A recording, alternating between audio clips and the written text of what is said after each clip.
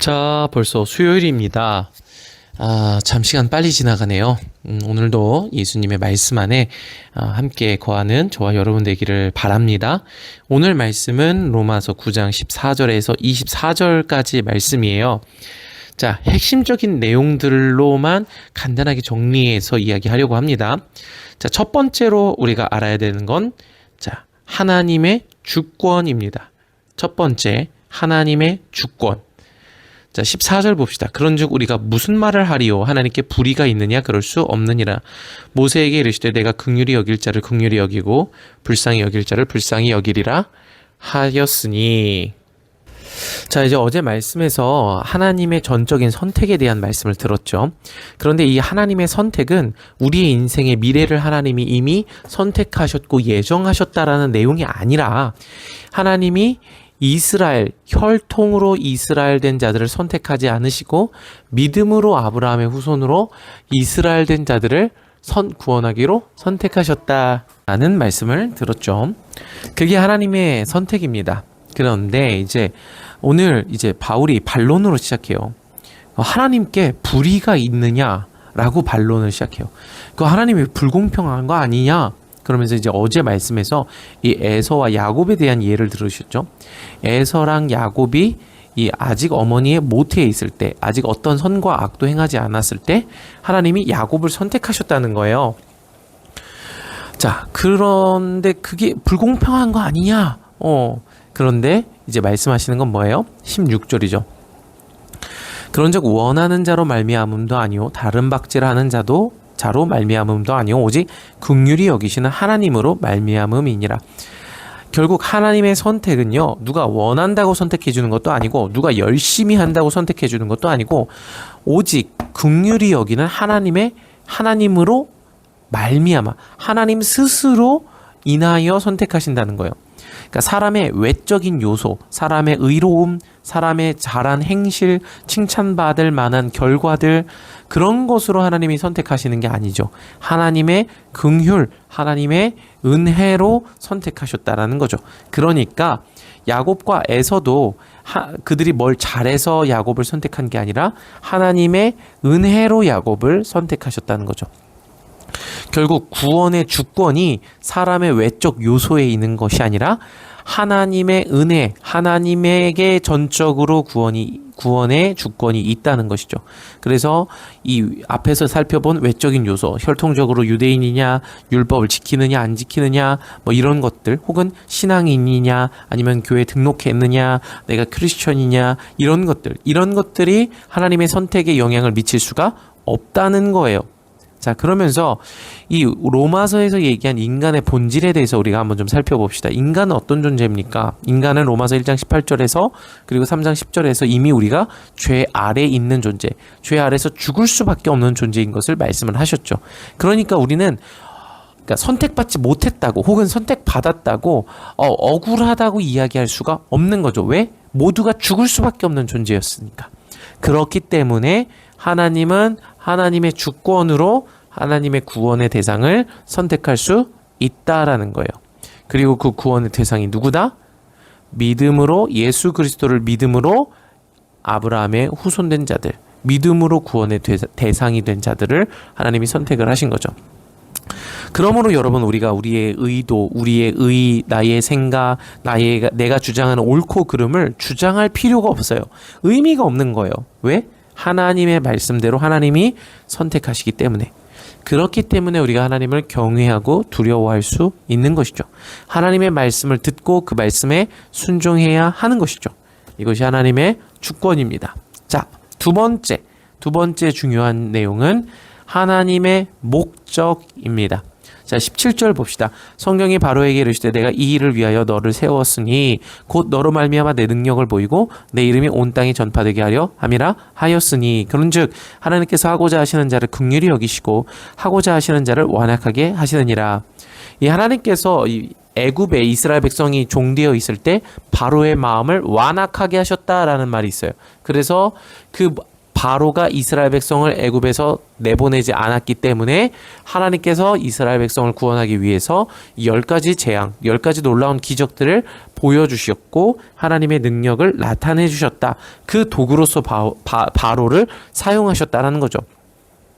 자, 결국 바울이 얘기하는 것은 하나님이 원하는 자를 긍휼히 여기시고 하나님이 원하는 자를 완악하게 하신다라는 거예요. 그런데 19절의 반론이 뭐예요? 그럼 혹 내가 내게 말하기를 그러면 하나님이 어찌하여 허물하시느냐? 하나님이 완악하게 하셨는데 그런데 하나님이 그럼 바로를 심판하시면 안 되는 거 아니냐라는 거예요. 합리적인 이 반론이죠. 그런데 아까 이야기한 것처럼 하나님의 절대 주권을 우리가 생각해야 돼요. 이건 공평과 불공평의 이야기가 아니에요. 여러분, 바로든 이스라엘 백성이든 모두 죄로 죽을 수밖에 없는 상황에 있었다는 거예요. 그리고 바로든 우리든 이스라엘 백성이든 동일하게 모두가 죄인 가운데 있었어요. 그런 상황에서 하나님이 바로의 마음을 완악하게 하셨다라고 해서 문제될 게 없다는 것이죠. 이미 완악해져 있었기 때문에. 자, 그리고 하나님은 그 바로의 마음을 완악하게 하셔서 결국 이스라엘 백성을 구원에 이르도록 하셨다는 거예요. 그리고 우리가 좀 이따 여기 보면은 22절 봅시다.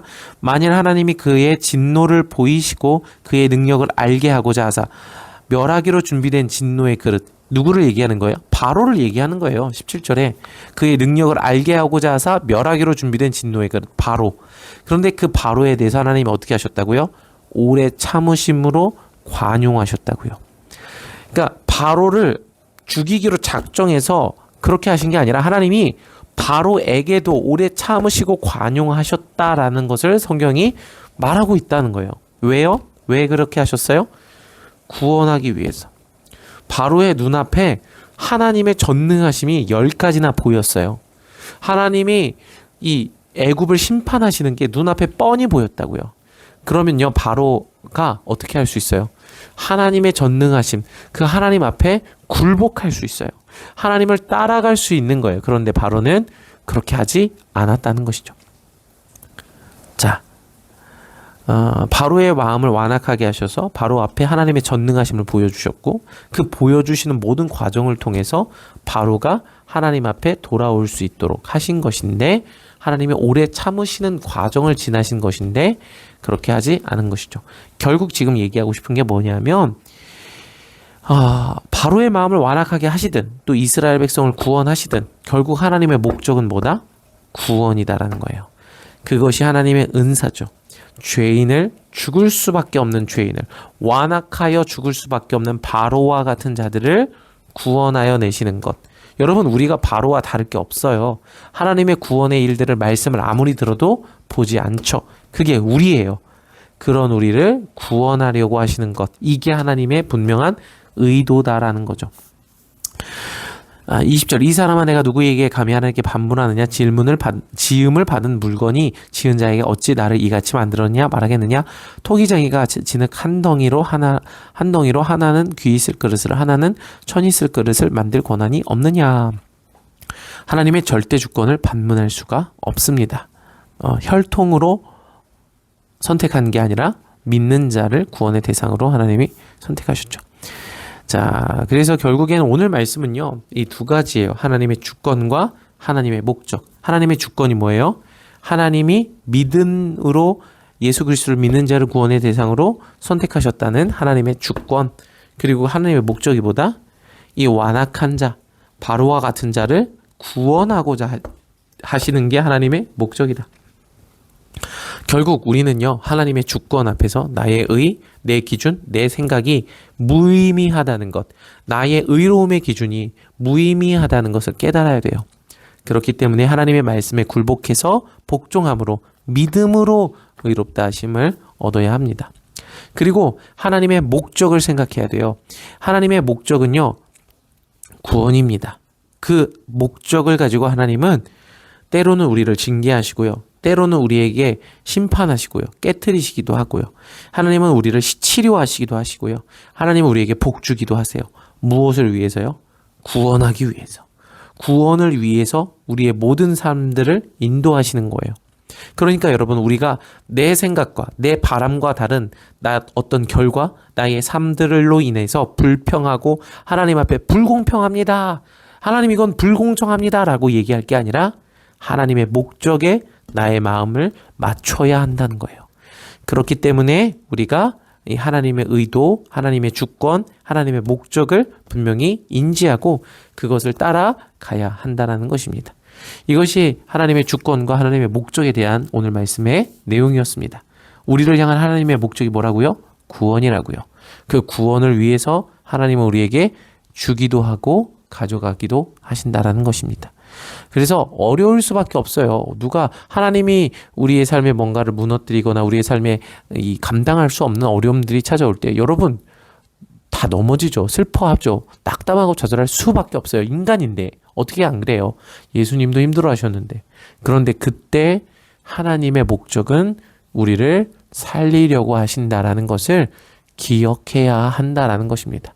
이 말씀을 마음 깊이 넣어두고 생각하시기를 바랍니다. 오늘도 주님의 말씀 안에 거하시기를 축복합니다. 주님의 이름으로 사랑하고 응원합니다. 시민 여러분, 지금부터 제 동영 영상을 봐주셔서 감사합니다.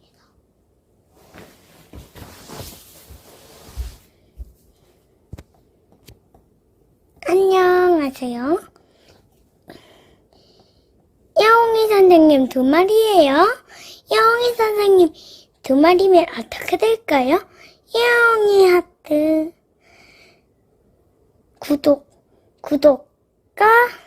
구독과 좋아요를 눌러주 구독과 좋아요를 눌러주세요.